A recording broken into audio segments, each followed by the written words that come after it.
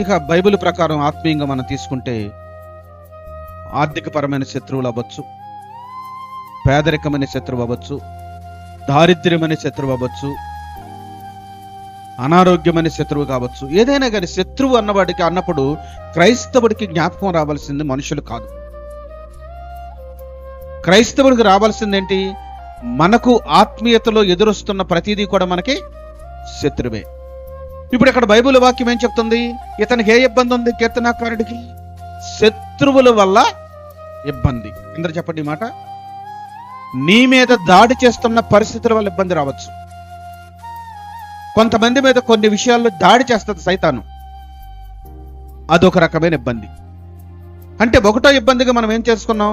శత్రువుల వలన వచ్చే ఇబ్బంది. శత్రువుల వలన ఇబ్బంది వస్తుందా?